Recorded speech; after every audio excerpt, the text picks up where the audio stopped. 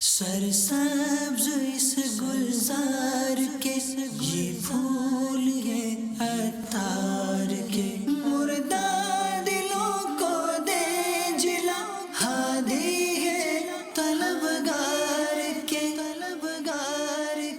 الحمد للہ رب العالمین والصلاة والسلام علی خاتم النبیین اما بعد فاعوذ باللہ من الشیطان الرجیم بسم اللہ الرحمن الرحیم الصلاة والسلام علیک یا رسول اللہ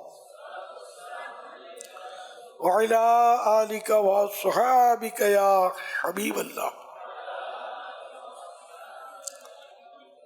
الصلاة والسلام علیک یا نبی اللہ وعلی آلک وصحابک یا نور اللہ۔ فرمان آخری نبی صلی اللہ علیہ وآلہ وسلم، شب جمعہ اور روز جمعہ مجھ پر کثرت سے درود شریف پڑھو کیونکہ تمہارا درود پاک مجھ پر پیش کیا جاتا ہے۔ صلو علی الحبیب صلی اللہ علی محمد۔ ڈاکٹر محمد عدنان فاروق اسلامیہ یونیورسٹی بہاولپور سے اور میرا فیصل آباد سے تعلق ہے، وہاں بھی ایجوکیشن سسٹم میں چلا رہا ہوں۔ جی، میرا سوال یہ ہے کہ جب امام المرسلین حضرت محمد مصطفیٰ صلی اللہ علیہ وآلہ وسلم کے فضائل، کمالات اور محاسن کی احادیث پڑھی جاتی ہیں تو بعض لوگ یہ کہہ دیتے ہیں کہ ضعیف ہے، فلاں راوی کمزور ہے، تو گویا احادیث کا سارا دار و مدار اسماء الرجال پر آ گیا۔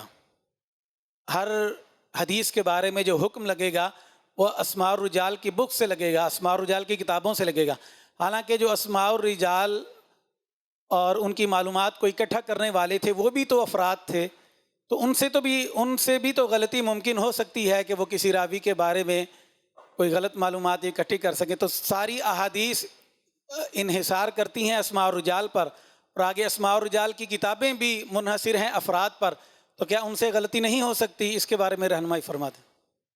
آپ کو قرآن ملا، مجھے قرآن ملا، ہم ایمان رکھتے ہیں کہ ایک حرف پر کہ اللہ پاک نے ڈائریکٹ ہم پر اتارا۔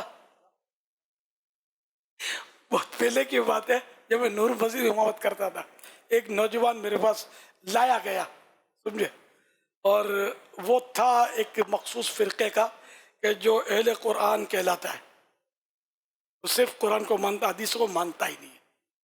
اب مجھے معلومات تو تھی نہیں، اب آیا تھا میں بحث کروں گا، اب آیا وہ، خیر وہ ظہر کی نماز کے بعد میں میرا حجرہ جو تھا وہ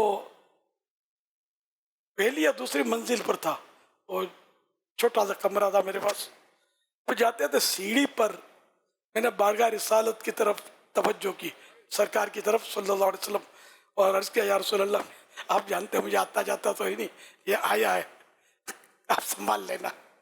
اچھا خیر وہ بات چیت ہوئی، تو میں نے کہا آپ حدیثوں کو کیوں نہیں مانتے؟ تو وہی بات کی کہ وہ ایک فرد سے اور افراد سے، اور جو آپ نے کیا نا اسی طرح کی اس نے بات کی، ہم اس لیے نہیں مانتے، نہ قرآن کو مانتے بھی، بالکل مانتے ہیں۔ میں نے کہا قرآن تم پر اترا ہے یا تمہارا بڑا ہے اس کا میں نے نام لیا، کیا اس پر قرآن اترا؟ نہیں۔ تو ہم تک جو قرآن پہنچا، اس وقت جو چھپا ہوا قرآن کریم، یہ کس کی طرح افراد کے ذریعے ہم تک تو پہنچا نا۔ تو جب یہ ماننے میں ہم کو بالکل تردد نہیں ہے، وہ واقعی نہیں ہے، تو حدیثیں بھی اگر لوگوں کی طرف سے ہم کو ملی تو اس میں تردد کیوں؟ مطلب اس میں کیا مطلب ایسا؟ میں نے یہ جو بھی دو تین باتیں کی نا، آپ یقین مانے وہ بالکل اس نے ہتھیار ڈال دیا، بولنے جیسا تھا نہیں اس کے پاس۔ جب پھر کیسے پرفیکٹ پتا چلے کہ یہ جو مجھ پر اترا یہ قرآن ہی ہے، اتنا علم کہاں سے لائیں؟ تو بہرحال یہ کہ وہ بالکل لاجواب ہو گیا، الحمدللہ وہ لاج رہ گئی میری۔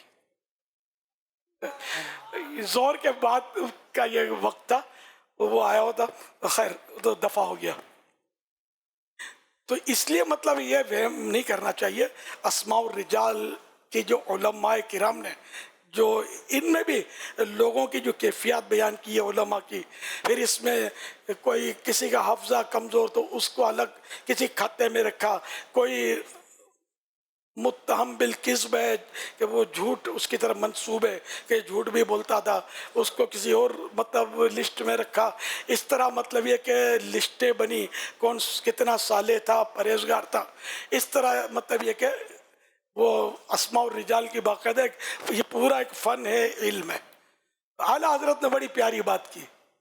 ایک روایت یہاں تک بیان کی اعلیٰ حضرت نے، اللہ پاک کے پیارے نبی صلی اللہ علیہ وآلہ وسلم نے فرمایا، جس سے مجھ سے کسی عمل پر ثواب کی خبر پہنچی وہ اس پر عمل کر لے، اس کا اجر اسے حاصل ہو، اگرچہ وہ بات واقع میں نے نافرمائی ہو. مزید آگے لکھا لفظ حدیث کے نہیں ہے، یا جس طرح حضور صلی اللہ علیہ وسلم نے فرمائے. امام نووی رحمۃ اللہ علیہ نے اس پر نقل اجماع علماء سے اشارہ فرمایا، جو اس میں نزاع کرے اس کا قول مردود ہے، یعنی قابل رد ہے. عوام کو لگام نہیں پکڑنی چاہیے، یہ بہت یعنی کہ ڈیپ علم ہے. بخاری شریف ہمارے ہاں مستند ترین مانی جاتی ہے. قرآن کریم کے بعد سند کے اعتبار سے بخاری، صحیح بخاری ہے نا. یہ صحیح ہونا اس کا مطلب یہ نہیں کہ اس کے علاوہ سب غلط ہے، یہ قسم ہے. صحیح بخاری نے صحیح حدیث، یہ اعلیٰ قسم ہے حدیث کی. صحیح بخاری شریف کی حدیث پر بھی، کسی حدیث پر بھی وہ علماء نے، بعض علماء نے کلام کیا اور اس کو موضوع کا، بناوٹی کا، دوسرے علماء نے ان کی خبر لی، اس کو صحیح ثابت کیا. تو یہ بڑوں کی باتیں ہیں. تیرا میرا کام اس چھان بین میں نہیں پڑنا. اب اسی منن والے ہیں، سوچن والے نہیں ہیں، اس معاملے میں نہیں پڑھے. آپ کا کام نہیں ہے. اس طرح کسی اور نے بھی کوئی درس نظامی سے مشرف تھے، اچھا علم تھا، وہ بھی انہوں نے مجھ سے مشورہ کیا تھا تو میں نے ان کو بھی منع کیا. میرے گھر نہیں پڑھے اس میں. آدمی مطلب پھر اپنے اکابرین کے بارے میں بس وسے آئیں گے کہ یہ فلاں نے یہ کیوں لکھ دیا، فلاں نے وہ کیوں لکھ دیا، حالانکہ ان کے پاس اپنی دلائل موجود. لیکن تو ایک ایک حدیث پر اتنی جرا بعض اوقات ہوتی ہے. کوئی موضوع کہتا ہے، کوئی ضعیف کہتا ہے، کوئی حسن کہتا ہے، کوئی غریب کہتا ہے، کوئی کچھ صحیح کے بھی قول مل جائیں گے جس کو لوگ موضوع کہہ رہے ہوں گے. مگر یہ علماء ہوتے ہیں، ہم کسی کو برا بھلا نہیں کہیں گے. جو علماء حق ہیں میں ان کی بات کرتا ہوں. باقی جو بات میں کہتے ہیں نا یہ ضعیف ہے، ان کو ضعیف کی بھی معلومات نہیں ہوتی. میں صحیح کہتا ہوں. حالانکہ اتفاق رائے سے ضعیف حدیث جو ہے فضائل نے ترغیب و ترہیب دونوں میں ویلڈ ہوتی ہے، مانی جاتی ہے. لیکن خواہ وہ ہم جب سرکار صلی اللہ علیہ وسلم کی فضیلت کی بات کریں گے تو یہ ضعیف ہے. اگر ہے بھی ضعیف، بالکل درجہ سارے محدثین نے اس کو ضعیف کہہ بھی دیا ہو تب بھی ویلڈ ہے. یہ بالکل صحیح. معاملہ فضیلت کا ہے. صلو علی الحبیب صلی اللہ علی محمد. آپ کی خدمت میں سوال عرض یہ ہے کہ آپ ہی فرماتے ہیں کہ مدنی قافلے میں سفر کرنے والے کی جلد اصلاح ہو جاتی ہے، تو یہ کیسے ممکن ہے؟ یہ ارشاد فرما دیں. اور الحمدللہ جنوری 2023 سے ستمبر تک الحمدللہ 19 3 دن کے مدنی قافلوں میں سفر ہو چکا. مزید الحمدللہ داتا دربار پر بھی ہمارا دینی کاموں کا سلسلہ جاری ہے. روزانہ الحمدللہ فجر کے بعد ہلکا 2 درس، بیانات اور مختلف کورسز. الحمدللہ بھی باپا شہزاد بھائی 12 ماہ کے مدنی قافلے میں لاہور تھے تو داتا صاحب رحمۃ اللہ تعالیٰ علیہ کے مزار شریف پر انہوں نے بھی ماشاءاللہ عرس پر بھی خوب دینی کاموں کی دھومیں مچائی. سینکڑوں انہوں نے کورسز بھی کروائے. آپ دعاؤں سے بھی نواز دیں مزید، اور ہماری رہنمائی فرمائیں ہم مزید مدنی قافلوں کے والے سے کیا کیا جائے. اللہ برکت دے آپ کو. اپنا تحفہ لے لیں کارکردگی مدینہ. مٹھو اینا انتا مدنی قافلے میں سب سے جلدی اصلاح ہو جاتی ہے. سوال یہ تھا آپ کا کیا تجربہ ہے؟ آپ نے فرمایا تو درست ہے. تو گھر بیٹھے اپنی جگہ پر ہے، لیکن جب عاشقان رسول کے ماحول میں پھر 3 دن، ایک تو اجتماع سنا چلا گیا، درس سنا چلا گیا، اور 3 دن اللہ کی راہ میں نکلا، مسجد میں پڑھا رہا، نیکی کی دعوت دی، عاشقان رسول کی صحبت ملی، تو اس کا فرق تو پڑے گا نا. جتنا شہد ڈالیں گے اتنا میٹھا تو ہوگا ہی. 3 دن میں اصلاح ہوگی، اپنی جگہ پر 12 دن میں اس سے زیادہ اصلاح کا سامان ہوگا. اب یہ الگ بات ہے کہ جس کے نصیب میں نہیں ہے.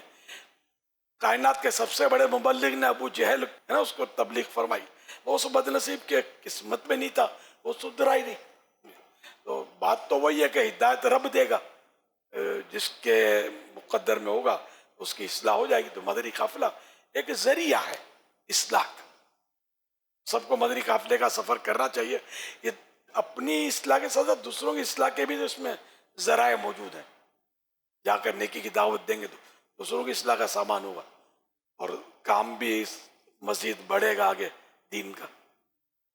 ماشاء اللہ، صلو علی الحبیب صلی اللہ علی محمد۔ میرا سوال آپ سے یہ ہے کہ کسی شخص کو نیکی کی دعوت دینے کا بہت جذبہ ہوتا ہے اور وہ نیکی کی دعوت دیتا بھی ہے اور اپنے رشتہ داروں کو بھی نیکی کی دعوت دیتا ہے، لیکن اس کے رشتہ دار جو ہیں اس طرح نیکی کی طرف گامزن نہیں ہوتے جس طرح دیگر لوگ گامزن ہوتے ہیں۔ تو اب اس کی جو نیکی کی دعوت دینے والا شخص ہوتا ہے، اس کی نیکی کی دعوت دینے میں جذبہ جو ہوتا ہے وہ کم ہوتا ہے، تو اس کے ذہن میں طرح طرح کے خیالات آتے ہیں، تو اس کے بارے میں آپ رہنمائی فرما دیں۔ اس کے شاید اسباب ہوتے ہوں گے کہ گھر میں اتنا اثر نہیں پڑتا، کہ گھر والے بچپن سے دیکھ رہے ہوتے ہیں اللہ گلہ اپنے بچے کا، اب بولا یہ جمعہ 8 دنوں اب مولانا بنا ہے تو ہم کو سدھارنے آیا ہے، یہ امکان ہے۔ اور نئے آدمی کے سامنے ہم جس انداز میں کریں گے، بڑے بچ کر کریں گے، تو گھر والوں کے سامنے وہ انداز بھی نہیں ہوگا، بچ کر اور یوں ہاتھ جوڑ کر اور منت کرنے کا۔ تو یہ بھی اسباب ہو سکتے ہیں کہ گھر والوں پر اثر کم پڑے۔ تو اس میں مایوسی کی کیا بات ہے؟ کیا ہمارے ذمے ہے کہ کسی کی اصلاح ہوگی تو ہمیں ثواب ملے گا؟ ہمیں تو پہنچانے کا کام دیا ہے نا، کہ ہم نیکی کی دعوت دیں گے ہم کو ثواب ملے گا۔ اللہ کے نبی علیہ الصلوۃ والسلام، انبیاء کرام علیہ الصلوۃ والسلام کو بھی اصلاح کرنے کی وہ نہیں تھی کہ ان کی اصلاح ہو، کہ وہ اصلاح کریں ہی کریں، ان کے ہاتھ میں ان کا کام پہنچانا، وما علینا الا البلاغ المبین، اور ہم پر تو صرف پہنچا دینا ہے نا کھل کر۔ تو یہ انبیاء کرام بعض نبیوں کے ساتھ ایک امتی ہوگا قیامت کے دن، اور سب نے اپنے منصب کو بھرپور اور 100% مکمل انجام دیا، کسی نبی نے کوئی کوتاہی نہیں فرمائی، ٹھیک ہے نا۔ تو یوں مطلب ہدایت تو رب نے دینی ہے، تو ہم نماز کا بولیں گے نماز پڑھو، نہیں پڑھتا، ہم کو ثواب تو مل گیا بولنے کا، دوبارہ بولا نہیں پڑھتا، دوبارہ بولا، 1000 بار بولا، جب ہم نماز کی کریں گے اس کو ثواب تو ملے گا نا۔ اس میں مایوسی کیا بات ہے؟ صلو علی الحبیب صلی اللہ علی محمد۔ محمد ایثار الحسن ٹیکسلا سے حاضر ہوا ہوں۔ آپ کی بارگاہ میں عرض ہے کہ امام محمد غزالی رحمۃ اللہ تعالیٰ علیہ نے اپنی کتاب میں لکھا ہے کہ دل انسان کے جسم پر بادشاہ ہوتا ہے، تو پورا جسم اس کی اطاعت کرتا ہے، تو دل کی اصلاح کس طرح ممکن ہے؟ دل کی اصلاح کے لیے ہمیں کون سا طریقہ اپنانا چاہیے؟ اور میرے دل پر روحانی نظر ڈالنے، اللہ تعالیٰ دل کے امراض سے محفوظ فرمائے۔ ماشاء اللہ، قلب تو ہے بادشاہ، حدیث پاک میں بھی اس طرح کے مضامین ہیں۔ تو یہاں ہم لوگ جمع ہوئے ہیں، دل کی اصلاح ہو جائے، ظاہر کے ساتھ ساتھ باطن کی اصلاح ہو جائے، 3 دن کے لیے یا جس طرح آپ تشریف لاتے ہیں دعوت اسلامی کا کام کرتے رہیں گے اور مطالعہ بھی جاری رکھیں گے اور بتکلف عمل کی طرف راغب ہوں گے، انشاءاللہ الکریم دل کی اصلاح بھی ہوتی چلی جائے گی۔ صحبت اچھی ہونی چاہیے، پوری صحبت میں دل کی اصلاح تو بازار امید نہیں ہے اس کی۔ صحبت صالح ترا صالح کند، صحبت طالح ترا طالح کند۔ اچھے کی صحبت تجھے اچھا بنا دے گی، برے کی صحبت تجھے برا بنا دے گی۔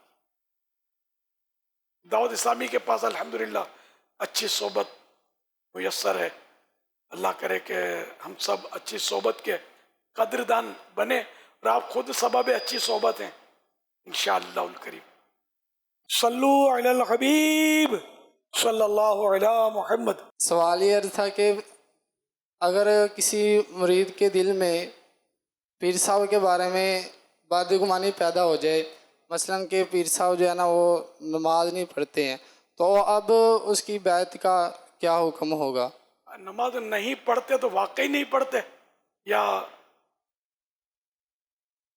वैसे ही बदगुमानी हुई, वैसे बदगुमानी होगी। वैसे यूँ पढ़ते हैं पीर साहब नमाज, यानी कि उसे किसी दूसरे मुरीद ने कहा होगा कि ऐसे मुझे महसूस हुआ है, तो अब वो क्या नहीं इसको उसे मतलब खुद अगर पीर साहब जामे शराइत हैं, जी जो 4 शर्तें हैं पीर साहब की, अगर वो वैसे हैं, और अब खामा का इसका वहम आता है कि पता नहीं पढ़ते नहीं पढ़ते हैं, शायद नहीं पढ़ते, ये तो ज़ाहिर है बहुत ख़तरनाक है। तो किसी मुसलमान के बारे में भी इस तरह की बदगुमानी की इजाज़त नहीं है, कह जाए कि पीर साहब, जी कसूर तो खुद मुरीद का है,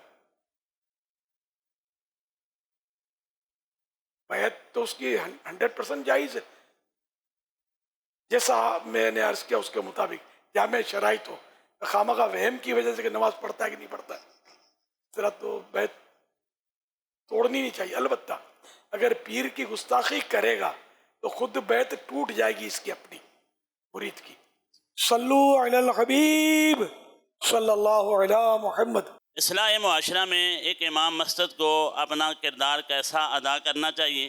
तो इमाम जो होता है ना, ये अगर थोड़ी बहुत तरकीब अपनी मुनासिब रखे ना, तो अपने अपने इलाके का बेताज बादशाह होता है, तो सारे इसी तरफ रुजू करते हैं, यहाँ तक कि MNA हो, मिनिस्टरों को भी और नमाज तो इसके पीछे ही पढ़नी आनी आकर, तो जब जिसके पीछे नमाज पढ़ेगा कुछ ना उसके दिल में एहतराम तो होगा उसका।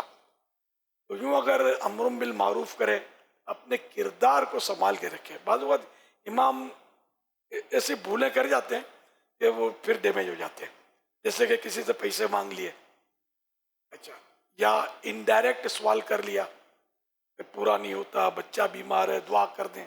अब एक मालदार आदमी को कहते हैं आप दुआ कर दें कि मेरे बच्चे के लिए डॉक्टर ने बड़ी महंगी महंगी दवाएं लिख दी हैं, बस कुछ तरकीब मेरी हो जाए, और मैंने कमेटी से कहा कि मुझे तनख्वाह जल्दी दे दें तो मैं इंशाल्लाह ले लूँ, आप दुआ कर रहा। वो सेठ भी समझते होते हैं कि ये क्या कहना चाहते हैं, तो इस तरह डायरेक्ट इनडायरेक्ट तरकीब नहीं रखें, और किसी के ना कनाअत जिसके दूसरे का वजह जो कुछ है बंदा उससे मायूस हो जाए। जब रब देने पर कादिर है तो दे रहा है, अब बंदा गंदा है, देगा तो कल सुनाएगा तो तकलीफ होगी। तो इस तरह अगर अपने होने के वक़ार, जिसको खुददारी बोलते हैं ना, अगर खुददारी में रहेगा नहीं, ये सारे इमाम के कदमों में होंगे, वरना फिर वो नुकसान होगा। फिर इस पर कंट्रोल रखना है। बाज़ औक़ात ये इन्हें मुख्तलिफ अंदाज में चल रही होती है, कभी अपनी तारीफ में रत्बुल लिसान होता है बंदा, तो वो ये ना सब अगरचे उससे बसर नहीं होते, कुछ ऐसे होते हैं यार, तो इस तरह फिर कम गोई ये इतना प्यारा वस्फ है कि इसके बारे में बुजुर्गों का कौल मिलता है कि खामोशी बगैर सल्तनत की हैबत है। जो कम गो होगा उसका अच्छे भले आदमी पर रोब रहेगा, और ये बोलता चला जाएगा तो फिर रोब उड़ जाएगा, और जब ज्यादा बोलेगा तो कुछ न कुछ भूल भी करेगा, ना बोलने का भी निकल जाएगा, राज भी फाश हो जाएगा, ऐब भी खुल जाएगा, कुछ ना कुछ आदमी बोल जाता है फिर। तो इस तरह एहतियात से अगर इमाम चले ना, तो मैं समझता हूँ उस इलाके में उसके शैतान जो है ना वो दम नहीं मार सकता, और सारी चारों तरफ सुन्नी है तो जश्न विलादत और धूम मची रहे। अगर इमाम ने कुछ 19-20 किया जिस तरह मैं अर्ज कर रहा हूँ, तो फिर हो सकता है कि बाज़ औक़ात तख्ता भी उलट जाता है और ना होने का हो जाता है, और पूरा इलाका जो है बाज़ औक़ात गुमराहों के हवाले माज़अल्लाह। तो इसलिए इमाम को बहुत संभल कर फूंक कर कदम उठाना चाहिए, अम्र बिल मारूफ करते रहना चाहिए। ये नहीं कि नमाज पढ़ाई और जाकर अपने उजरे में बैठ गए, और कोई आया तो बोल दिया मेरे को टाइम नहीं है, मैं थका हुआ हूँ, रात को 2 रातों से मेरा वाज हो रहा है, नींद पूरी नहीं। ये अगर वो जिसको नखरे बोलते हैं, अगर हमने ये नखरे किया ना, इस कौम को हमारी पड़ी नहीं है कुछ। मैंने जो जिस तरह अंदाज किया ना, मैं बदतमीजी के अवाम में रहा हूँ, अवाम से मिला हूँ, इतना मेरा अंदाज था कि कोई, मैं गुजरता था ना मस्जिद के लिए, मौलाना बच्चा रोता है तावीज़ लिख दो, मैं बैठ जाता तावीज़ लिख देता, दादी बीमार है दम कर दो, चलो दम कर दिया जाके। कोई दरी बिछी हुई है ताज़ियत के लिए, तो पता है भाई ये यूँ बिछाते हैं, तो वहाँ जाके बैठ जाना, अस्सलाम वालेकुम, बैठ गया, इसका इंतकाल हो गया, इसके वालिद का। تو سرکتے اس کے پاس تعزیت کی، چلو بھائی سال ثواب کرو ان کے والد صاحب کے لیے. میں نے یہ انداز اسپتالوں میں اتنے پھیرے لگائے، اتنے جنازے پڑھائے ہیں، اتنی تدفین کی ہے کہ شاید میں کہوں کہ میرا کوئی مقابلہ کرے تو کرے. یعنی اب اس سیکورٹی نے اور کام کی بہتات نے بہرحال پھر مجھے ذرا کہ مجبور کر دیا. تو یہ سب کر کے الحمدللہ میں آپ کو عوام کے دل میں اترنے کے دروازے بتا رہا ہوں کہ بہت سارے دروازے ایسے مجھے اللہ نے دیے کہ ان دروازوں سے میں ان کے دلوں میں اترنے کی کوشش کرتا رہا. عزت دی کس نے؟ رب نے. توفیق دی کس نے؟ رب نے، ہے نا. تو اس لیے اگر ائمہ کرام، علماء کرام جو مجھ سے محبت کرتے ہیں اگر میری ان باتوں پر غور کریں تو انشاءاللہ یہ دنیا میں بھی سکھی ہوں گے، آخرت میں سکھی ہوں گے، اور سنیت کا دبدبہ اور بڑھے گا، اور عمل کا بھی انشاءاللہ جو ہے وہ زیادہ رجحان ہوگا. ہماری اپنی مسجدیں آباد ہوں گی. مجھے میری کمیٹی نے بغیر کوئی یعنی کہ مضبوط عذر دیے فارغ کروا دیا. جہاں میں امامت کرتا تھا نا، مجھے یہ بتایا گیا کہ فلاں جو ایک بزرگ تشریف لاتے تھے کہ وہ کہتے ہیں کہ الیاس کی آواز شیریں ہے. اچھا، برسوں سے امامت کر رہا تھا میں وہاں، اچانک میری آواز خراب ہو گئی، اب کیا کروں؟ تو آج آپ کی، اس دن میں نے آخری عشاء پڑھائی، میں نے کوئی گلا شکوہ نہیں کیا، میں نے اپنی دانش میں آخری عشاء پڑھائی. اب لوگ نمازی چلے گئے، میں اب دیوار کے پاس ٹیک لگا کر بیٹا رو رہا تھا صدمے سے کہ اب میرا ہوگا کیا، میری عزت، لوگ بولیں اس کو نکالا. یہ ایک بہت بڑا داغ ہے نا. میں یوں الحمدللہ 4 آدمیوں میں اس وقت بھی میری عزت تو تھی اللہ کی رحمت سے. تو ایک نمازی میرا آیا نوجوان، تو کیا ہوا، کیوں رو رہے ہیں؟ میں نے کہا آج میں نے آخری عشاء پڑھا لی، میرے یہاں سے چھٹی. تو کیوں؟ پھر میں نے سبب بتایا. کیسے ہوگا؟ یہ تو اس نے تحریک چلائی جاتی ہے، لیکن میں نے تحریک نہیں چلائی، تحریک خود چلی. وہ نوجوان اٹھا، اس نے محلے کے نمازی بے نمازی جو ملے ان سے سائن دی، وی وانٹ الیاس قادری، یہ امام چاہیے ہم اس کو فارغ نہیں کرنے دیں گے. اور یہ اتنا پاورفل تھا، متولی ہماری مسجد کا دلی طور پہ وہ بھی مجھ سے سیٹ تھا، یہ اس شخصیت سے مرغوب تھا، اس نے بھی سائن کی اس پر. ساری سائنیں دے کر اس بزرگ کے پاس وہ لے کر متولی گیا کہ اب کیا فرماتے ہیں آپ؟ ایک طرف آپ اکیلے ہیں، ساری قوم بولتے کہ یہی امام چاہیے. تو اس نے بولا میں نہیں آؤں گا نماز کے لیے. ٹھیک ہے، ٹاٹا، میری امامت بحال ہو گئی الحمدللہ. تو میرا یہ کیوں ہوا کہ لوگ مجھ سے خوش تھے، مجھ سے لوگوں کو شکایتیں نہیں دی، نہ کسی کے پیسے کھائے، نہ کسی سے لڑائی کی، نہ کسی کو جھاڑا، اس طرح کا ہمارا معاملات نہیں تھے. تو لوگ محبت کرتے تھے، جو بھی دکان سے گزرا السلام علیکم بھائی، نماز کا ٹائم ہو گیا ہے وغیرہ وغیرہ. تو اس طرح الحمدللہ لوگ مجھ سے بڑی محبت کرتے تھے اللہ کی رحمت سے. اور یہ محبتیں بڑھتے بڑھتے آج لاکھوں کروڑوں میں اللہ نے دین کے کام کا شرف بخشا. تو یہ اگر سب میری اپنے منہ تعریف نہیں کرنی چاہیے، لیکن میں آپ کو سمجھانے کے لیے تحدیث نعمت کہیں، ترغیب کہیں کہ آپ سب مجھ سے محبت کرتے ہیں کہ اس طرح اگر اپنے اخلاق کو ہم درست رکھیں گے، غصے پر کنٹرول رکھیں گے، جھگڑیں گے نہیں، لڑیں گے نہیں، خودداری نہیں چھوڑیں گے، لوگوں سے پیسے نہیں مانگیں گے. ادھارن میں ایڈوانس میں کبھی زندگی میں تنخواہ نہیں لی میں نے. مطلب یہ اس طرح اگر بچ کر رہیں گے نا، لوگوں کے دلوں میں آپ اتر جائیں گے. آپ جو بولیں گے وہ یہ کریں گے. آپ رات کو دن بولیں گے ٹھیک ہے حضرت فرما رہے ہیں، ٹھیک ہے. اور پھر ایک سنی جب اپنا کردار پیش کرے گا نا، تو لوگ آپ کو دیکھ کر سنی بنتے چلے جائیں گے کہ یار یہ سنی ہے، سنی ایسے ہوتے ہیں. ورنہ جو ہمارے ساتھ جو بھی ہو رہا ہوتا ہے یہ سب سمجھتے ہیں. اللہ کرے دل میں اتر جائے میری بات.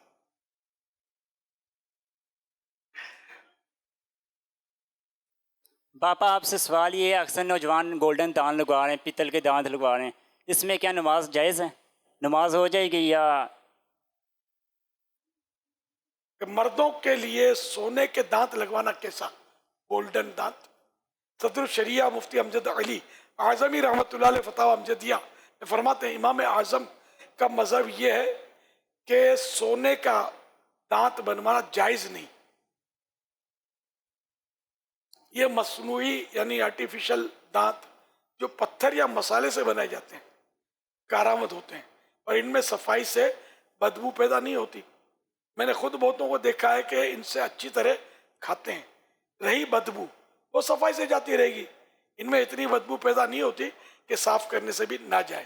لہذا ایسی صورت میں سونا استعمال کرنا بلا ضرورت ناجائز ہے. بلا ضرورت ہوا جو تو ناجائز ہے. حوالہ فتح ہم نے دیا جلد 4 صفحہ نمبر 106. اب جب لگائے زینت کے لیے سونے کے دانت, یہ تو ضرورت تو ہے نہیں. وہ ضرورت میں ایسی ہو کہ اس کو ضرورت شریعت تسلیم کرے. حضرت مفتی جلال الدین امجدی رحمۃ اللہ علیہ ارشاد فرماتے ہیں چاندی کا دانت امام اعظم کے نزدیک جائز ہے اور سونے کا بنوانا جائز نہیں. حوالہ فتاوی فیض الرسول. فتاوی بحر العلوم میں سوال ہوا, مرد سونے کا دانت کسی بیماری کی وجہ سے منہ میں لگوائے تو درست ہوگا؟ اس کے جواب میں فرمایا بلا ضرورت ہے, اس لیے ناجائز ہے. فتاوی بحر العلوم جلد 5 پیج نمبر 315. صلو علی الحبیب صلی اللہ علی محمد. سرسبز اس گلزار کے یہ